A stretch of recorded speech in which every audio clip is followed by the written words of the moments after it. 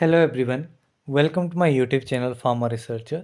सो आज है day 263 daily pharma MCQ डो सीरीज़ का, जिसमें हम डेली के 50 एमसीक्यू क्वेश्चन सॉल्व करते हैं जो कि different previous year question papers and reference book से लिए जाते हैं एंड सभी फार्मेसी रिलेटेड एग्जाम्स के लिए इंपॉर्टेंट होते हैं। तो चलिए स्टार्ट करते हैं आज के पहले क्वेश्चन से। साथ ही इस सीरीज़ में कुछ न्यू अपडेशंस आएंगी विद न्यू ईयर। सो नए साल में इस सीरीज़ में कुछ अपडेशन लेके आएंगे, साथ ही अदर सीरीज़ जो हमारी चलेंगी। तो अगर कोई भी आप कुछ सजेशन देना चाहते हैं कि इस सीरीज़ में क्या हम चेंजेस ला सकते हैं, क्या क्या इसमें अपडेट कर सकते हैं, सो वो आप सजेशंस मेंशन कीजिएगा तो उसको अपडेट किया जाएगा आने वाली सीरीज़ में। सो ये आप कमेंट बॉक्स में मेंशन कर सकते हैं। साथ ही चलिए स्टार्ट करते हैं आज के पहले क्वेश्चन से। सो पहला क्वेश्चन है, which of the following anticonvulsants have both inhibition of excitatory glutaminergic synapse and facilitation of GABA mediated chloride channel opening action? तो यहाँ पे हमें एंटी कन्वर्जेंट आइडेंटिफाई करना है जो कि एक्साइटेटरी ग्लूटा ग्लूटामेटर्जिक साइनेप्स को इनहिबिट करता है और गावा mediated chloride channel opening action को फैसिलिटेट करता है। तो ये दोनों ही काम जो है ये आपके बेलप्रोएड जो ड्रग रहता है, सोडियम बेलप्रोएड, सो वो इस काम को करता है। तो यहाँ पे आपका option A is correct. Next question है, which of the following is not a cardio selective beta blocker? इनमें से कौन सा ड्रग जो है वो एक कार्डियो सेलेक्टिव बीटा ब्लॉकर नहीं है? सो इसमें आपका bisoprolol, nebivolol, acebutolol, pindolol. So given drugs में से पिंडोलोल जो है ये आपका नॉन सेलेक्टिव बीटा ब्लॉकर्स में कैटेगरी में आता है। It is not a cardio selective beta blocker. तो यहाँ पे आपका option D is correct. Next question है, the term aneurysm refers to? So aneurysm term जो है it refers to the permanent abnormal dilatation of blood vessels. तो यहाँ पे आपका option B is correct. Next question है, the antiemetic activity of glycopyrronium is related to potent inhibition of? So glycopyrronium की जो एंटीएमेटिक activity होती है वो किसकी इनहिबिशन की वजह से रहती है? So it is due to the inhibition of M1 receptors. तो यहाँ पे आपका option C is correct. Next question है, identify the false statement about benzodiazepines from the following? Benzodiazepines के लिए फॉल्स स्टेटमेंट आइडेंटिफाई करनी है गिवन स्टेटमेंट में से। So benzodiazepines cause reduction of anxiety, so this statement is true. Benzodiazepines cause convulsions. So benzodiazepines basically conversion cause नहीं करते हैं। अगर बेंजोडाइजिपीन्स को इमीडिएटली स्टॉप कर दिया जाता है, ठीक है, तो उस केस में कन्वर्जन जैसी कंडीशंस देखने को मिलती हैं। ठीक है, मीन्स ये आपका विड्रॉल सिम्टम्स है, ना कि बेंजोडाइजिपीन्स के यूज़ के साथ ही सिम्टम्स है। So this is incorrect. So benzodiazepines produce muscle relaxation and loss of motor coordination. Muscle relaxation को प्रोड्यूस करता है एंड मोटर कोऑर्डिनेशन में लॉस आ जाता है बेंजोडाइजपिन्स के यूज़ के साथ।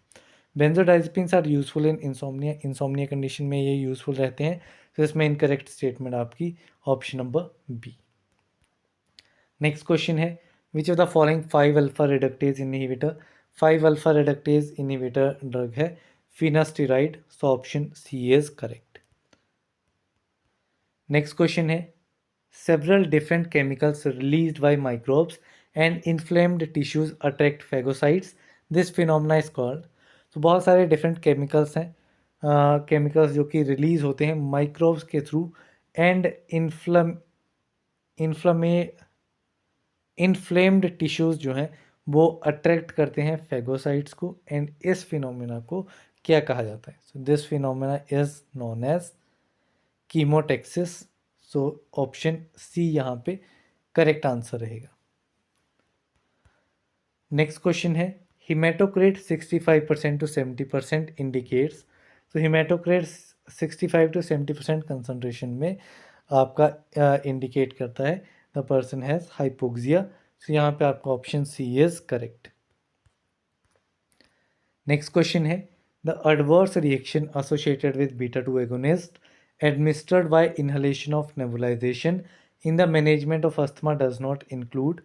तो जो एडवर्स रिएक्शंस एसोसिएटेड होते हैं बीटा 2 एगोनिस्ट के साथ, जो कि एडमिनिस्टर होते हैं बाय इनहेलेशन या फिर नेबुलाइजेशन एडमिनिस्ट्रेशन से अस्थमा के मैनेजमेंट में, तो इसमें कौन सा डज नॉट इंक्लूड, कौन सा एडवर्स रिएक्शन जो है वो इसमें नहीं रहेगा, डज नॉट इंक्लूड पूछा गया है। तो इसमें आपका पेरिफेरल वैसोडाइलेशन डेफिनेटली रहेगा, हाइपरटेंशन नहीं रहेगा, टेकिकार्डिया रहेगा, फाइन ट्रिमर रहेगा। टेकिकार्डिया रहेगा लेकिन हाइपरटेंशन इसमें नहीं रहेगा, नॉट अ परसिस्टेंट इंक्रीज। तो यहाँ पे आपका option B will be the correct answer. Next question है, select the ulcer protective drug from the following. Ulcer protective identify करना है, तो it is sucralfate, so option D is correct. Next question है, which of the following is true, excessive use of diuretics can lead to. True statement इसमें identify करनी है कि diuretics का अगर एक्सेसिव यूज़ किया जाएगा तो उसकी वजह से कौन सी कंडीशन अराइज होगी। So in this case hypovolemic shock arises, so option C is correct. Next question है, a technique of using very small metal particles coated with desired DNA in the gene transfer is called. So एक ऐसी technique जिसमें बहुत small metal particles का use किया जाता है जो कि कोटेड रहते हैं विद डिजायर्ड डीएनए के साथ in the gene transfer process में। सो ये टेक्निक क्या कहलाती है? So this technique is biolistic technique, so option B इसमें करेक्ट आंसर रहेगा। नेक्स्ट क्वेश्चन है, which of the following fluid can be considered as an ideal fluid. इनमें से कौन सी फ्लूइड को आइडियल फ्लूइड कंसीडर किया जाएगा? So this fluid is non viscous fluid, so यहाँ पे आपका option B is correct. Next question है, which of the following agencies is not classified as an executive agency for administration of the act under the provision of drugs and cosmetic act 1940। इनमें से कौन सी agency is not classified, classify नहीं होती है किसमें? As an executive agency में, जो कि आपकी एडमिनिस्ट्रेशन के लिए रहती है, for administration of the act under provisions of the drug and cosmetic act. Administration का काम इनका रहता है, एग्जीक्यूटिव कमेटी का, एजेंसी का, एंड इसमें एजेंसी जो क्लासीफाई नहीं होती है उसको आइडेंटिफाई करना है। So licensing authority, drug inspectors, drug consultative committee, custom collectors. So executive committee आपकी कंसल्टेटिव कमेटी एग्जीक्यूटिव में नहीं आती है, सो यहाँ पे आपका option C will be the correct answer. Next question है, as per factories act 1948 chapter 6 dealing with working hours of adults, no adult worker shall be required और allowed to work in a factory for more than dash hours in a week. एक हफ्ते में कितने hours जो है वो काम करना चाहिए एक अडल्ट वर्कर को, उसके लिए वर्किंग आवर्स कितने मेंशन किए गए हैं फैक्ट्री एक्ट 1948 के चैप्टर नंबर 6 में। So person shall not exceed 48 hours in a week, जो कि मोस्टली फॉलो नहीं होता है, तो इससे ज़्यादा ही काम किया जाता है, बट एक लिमिट है कि 48 आवर्स से ज़्यादा नहीं करना चाहिए 1 वीक में। नेक्स्ट क्वेश्चन है, Henri Fayol's principle esprit de corps. Henri Fayol's का प्रिंसिपल है एस्पिरे डी कोप्स, इसका मीनिंग रहता है with the team spirit, so यहाँ पे option D is correct. Next question है, which of the following is not patentable in India as per patents act 1970। Patent act 1970 के accordingly patentable कौन सी चीज़ इसमें से नहीं रहेगी? सो पेटेंट, आप एक नए प्रोडक्ट को पेटेंट करवा सकते हैं, कोई नया प्रोसेस है, जैसे कि अगर पहले कोई एक प्रोसेस है वो 5 घंटे में आउटपुट दे रहा था, अभी आपने एक नया प्रोसेस इन्वेंट कर दिया है जो कि 5 घंटे के टाइम को रिड्यूस कर रहा है 1 घंटे में या 2 घंटे में, तो आपको टाइम रिडक्शन मिल रही है, तो उस प्रोसेस को आप पेटेंट करवा सकते हैं। New use of existing drug, जैसे कोई एक ड्रग है हमारी बॉडी में जाता है, स्टार्टिंग में तो हमने एक पर्टिकुलर कंडीशन के लिए उसको बनाया कि ये काम परफॉर्म कर सकता है इस रिसेप्टर के साथ बाइंड करके। हमारी बॉडी में और भी बहुत सारे रिसेप्टर हैं जो सिमिलर वे में एक्ट करते हैं, और जो ड्रग हम दे रहे हैं वो अलग बॉडी में अलग अलग जगह पे पहुंचेगा एंड अलग अलग रिसेप्टर के साथ इंटरेक्ट करेगा। सो हो सकता है उसका कुछ नया यूज़ निकल आए। सो अगर कोई नया यूज़ आता है एग्जिस्टिंग ड्रग का जो ऑलरेडी एग्जिस्टेड है, तो उसको हम पेटेंट नहीं करवा सकते हैं, ठीक है। सो न्यू यूज़ को हम पेटेंट नहीं करवा सकते हैं। नया प्रोसेस है एग्जिस्टिंग ड्रग का, ठीक है, उसका प्रोसेस है, रूट ऑफ एडमिनिस्ट्रेशन है, तो उसको हम पेटेंट करवा सकते हैं। तो इसमें आपका ऑप्शन सी जो है वो करेक्ट आंसर रहेगा। नेक्स्ट क्वेश्चन है, all of the following enzymes are used in ELISA except, ELISA में कौन सा एंजाइम यूज़ नहीं किया जाता है? तो इसमें आपका कोगुलेज एंजाइम यूज़ नहीं होता है, glucose oxidase, alkaline phosphatase, beta galactosidase, these enzymes are used in ELISA except the coagulase one. Next question है, which method is use for the limit test of arsenic?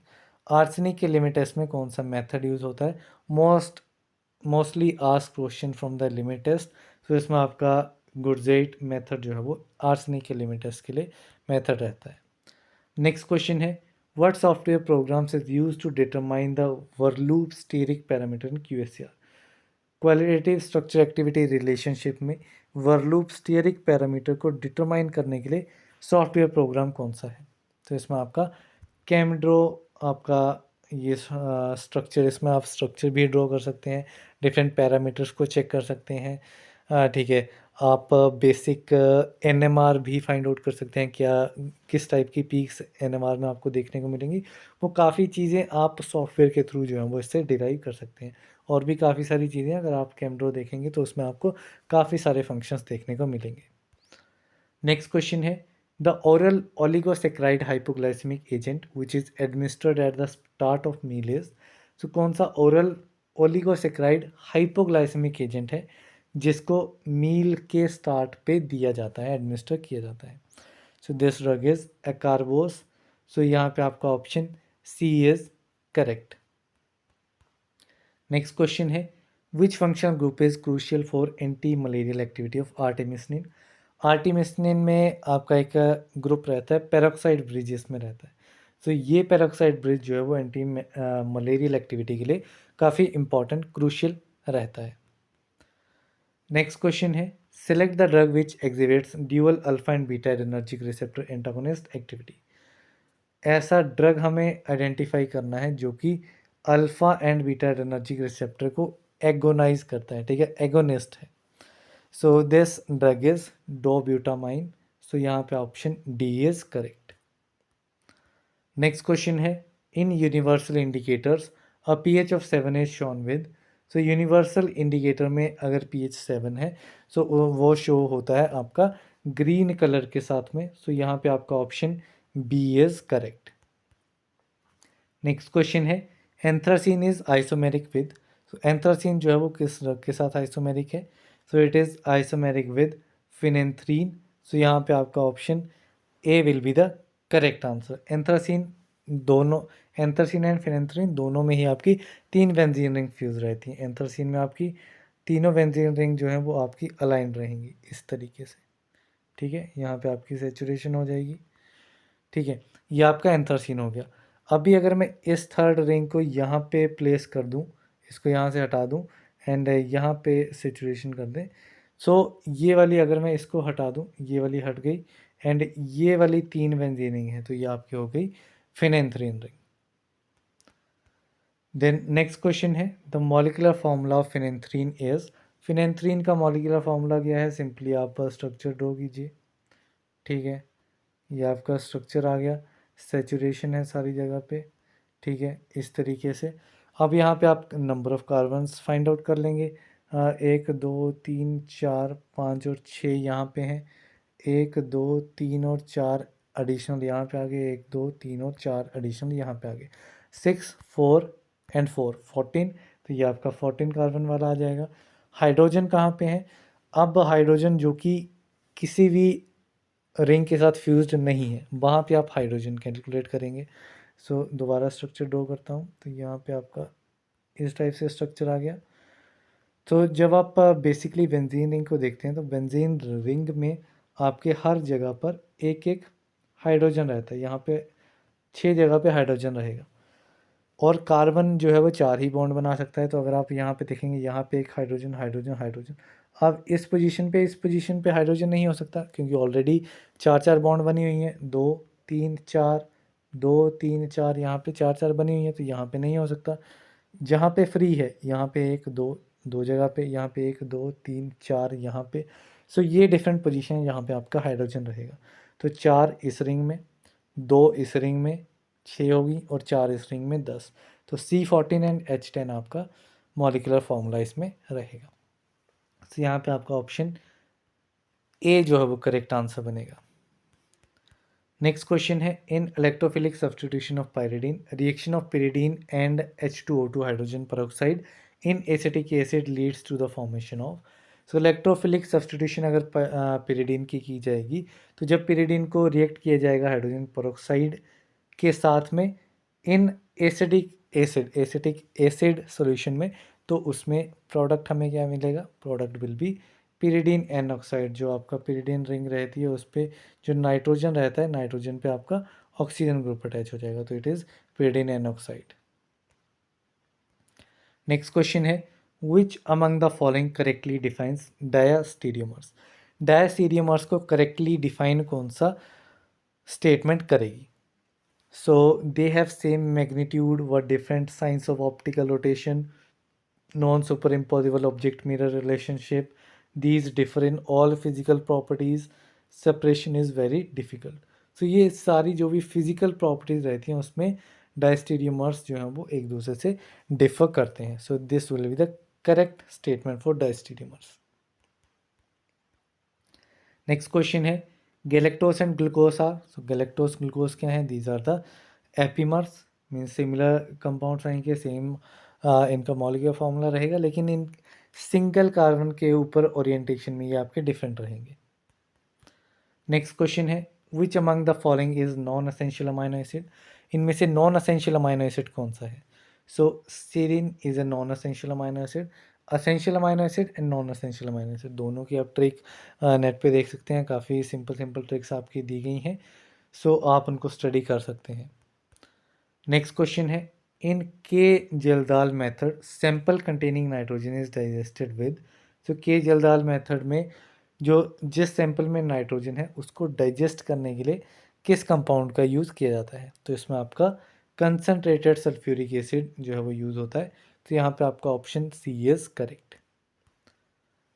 Next question है, in NMR that is nuclear magnetic resonance the aromatic proton resonate in a characteristic narrow range at. So यहाँ पे aromatic proton means जैसे ये आपकी benzene है, सो benzene में यहाँ पे 6 की 6 जगह पे आपका प्रोटॉन रहेगा। प्रोटॉन मीन्स हाइड्रोजन रहेगा, ठीक है।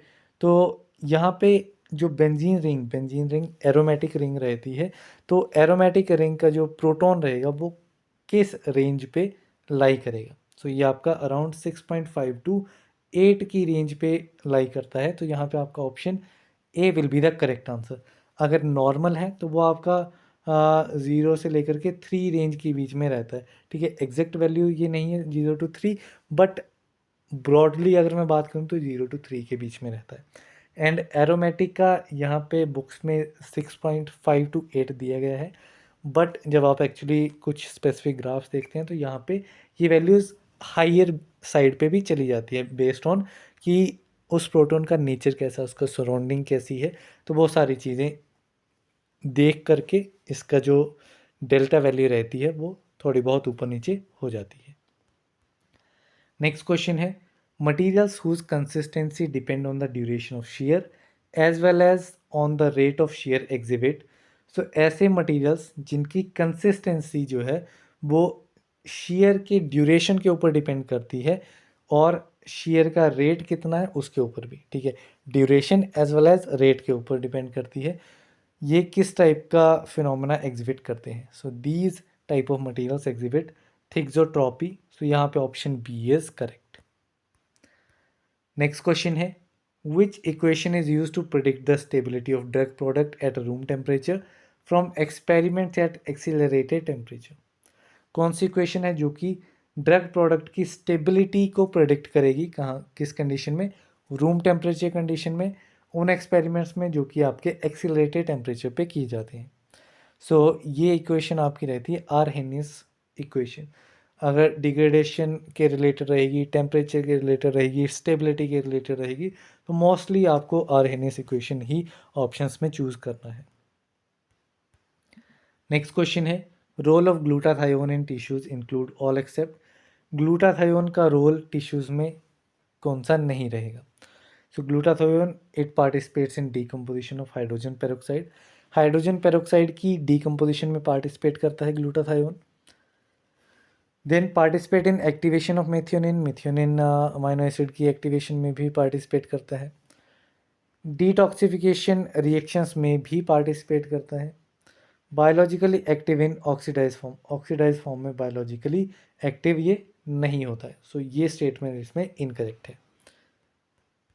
नेक्स्ट क्वेश्चन है which method is used by pharmacist for complete blending of potent powders with a large quantity of diluents. ठीक है, ब्लेंडिंग है, ठीक है, साइज रिडक्शन है, तो ये आप लार्ज क्वांटिटी ऑफ डायल्यूएंट्स के साथ में जब ब्लेंडिंग की बात आएगी, मिक्सिंग की बात आएगी, तो वो आपके किस में रहेगी, लार्ज क्वांटिटी ऑफ डायल्यूएंट का यूज़ हो रहा है, तो दिस इज़ जियोमेट्रिक डाइल्यूशन। ठीक है, जहाँ पे भी आप ये टर्म देखेंगे तो आप जियोमेट्रिक डाइल्यूशन लगा सकते हैं। नेक्स्ट क्वेश्चन है substance use to reduce friction during tablet compression and facilitate ejection of tablets from the die cavity is called. तो ऐसे सब्सटेंस जो कि फ्रिक्शन को रिड्यूस करते हैं टेबलेट कंप्रेशन के दौरान एंड फैसिलिटेट करते हैं टेबलेट की इजेक्शन को फ्रॉम द डाई कैविटी। ठीक है, यहाँ पे आपकी डाई डाई रहती है, यहाँ पे आपका पाउडर फिल किया जाता है और पंच आता है, पंच इसको प्रेस करता है एंड एक टेबलेट की फॉर्म में टेबलेट बाहर आती है। सो टेबलेट जो है वो डाई कैविटी से इजीली बाहर आ सके। ठीक है, एंड फ्रिक्शन को रिड्यूस करता है। तो ये काम किसका रहता है, so this is a work of lubricant, ताकि अगर टेबलेट इजीली बाहर आएगी तो प्रॉपर शेप में रहेगी। अगर कहीं डाई वॉल में स्टिक हो गई, ठीक है, अडेयर कर गई, तो शेप ख़राब हो जाएगी, उसकी क्वांटिटी, वेट, सारी चीज़ें जो है वो इम्बैलेंस हो जाएंगी। नेक्स्ट क्वेश्चन है which of the following statement is not true about prokaryotic. Not true है मीन्स फॉल्स स्टेटमेंट आइडेंटिफाई करनी है। फर्स्ट स्टेटमेंट है nucleus is not bounded by nuclear membrane, nucleus nuclear membrane के साथ bounded नहीं रहता, so this is true statement. Cell wall contains peptidoglycan, so cell wall में peptidoglycans भी रहते हैं, so this is also true. ATS ribosome are distributed in cytoplasm, ATS ribosomes जो हैं वो डिस्ट्रीब्यूटेड नहीं रहते हैं, so this is incorrect.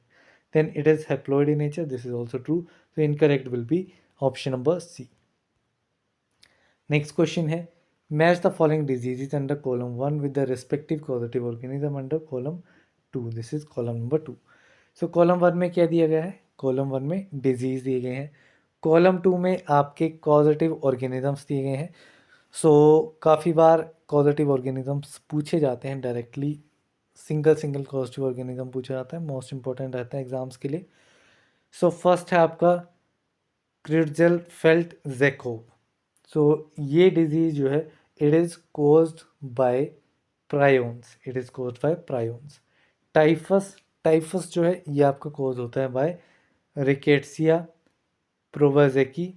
सिफिल्स, most asked question regarding syphilis, सभी को पता होगा, syphilis is with treponema palladium.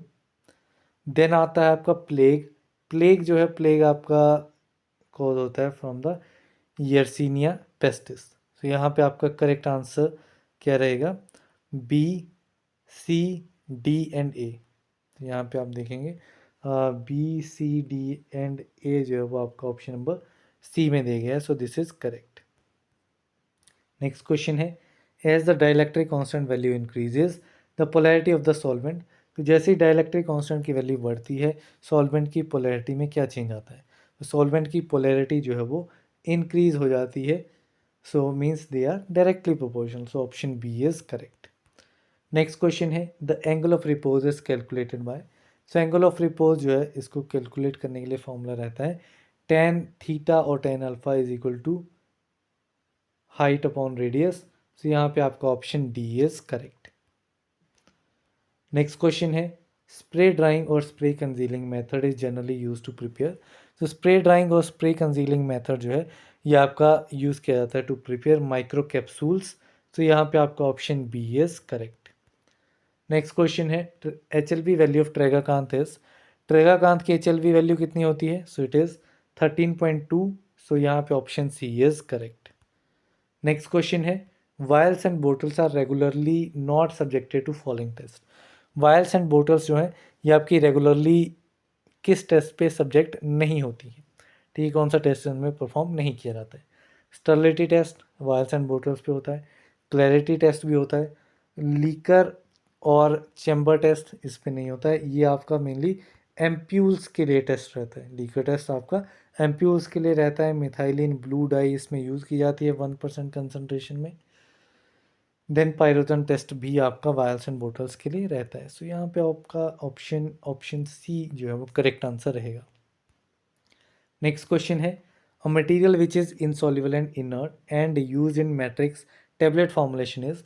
सो कौन सा मटेरियल जो है वो इनसॉल्युबल होता है, इनर्ट होता है एंड मैट्रिक्स टेबलेट फॉर्मुलेशन में यूज़ किया जाता है। So this material is polyethylene. सो यहाँ पे option A is correct. Next question है which test is done for USP type 1 glass containers for injection. USP type 1 glass containers जो हैं इंजेक्शंस के लिए, उनके लिए कौन सा टेस्ट जो है परफॉर्म किया जाता है। So for this powdered glass test is performed. तो यहाँ पे आपका option B is correct. And बाटा टेक टेस्ट जो है वो टाइप 2 ग्लासेस के लिए परफॉर्म किया जाता है। नेक्स्ट क्वेश्चन है isoelectric point of type A gelatin is. Type A gelatin का आइसोइलेक्ट्रिक पॉइंट जो है वो कितने पीएच पे रहता है। टाइप ए का पीएच 9.0 पे आइसोइलेक्ट्रिक पॉइंट आता है। तो यहाँ पे option C is correct. Next question है what is the effective ratio of methyl paraben and propyl paraben for anti microbial activity. So anti microbial activity के लिए methyl paraben and propyl paraben जो कि आपके प्रिजर्वेटिव्स हैं, इनकी effective ratio कितनी होनी चाहिए। तो इनकी रेशियो जो है वो 10:1 होनी चाहिए। 10:1। 10 रेशियो में आपका मिथाइल पैरावन, 1 रेशियो में आपका propyl paraben, and this will result in anti microbial activity. Next question है which of the following is use to determine shelf life as per first order reaction. इनमें से कौन सा फॉर्मूला जो है वो शेल्फ लाइफ को डिटरमाइन करने के लिए यूज़ किया जाता है फॉर फर्स्ट ऑर्डर रिएक्शन।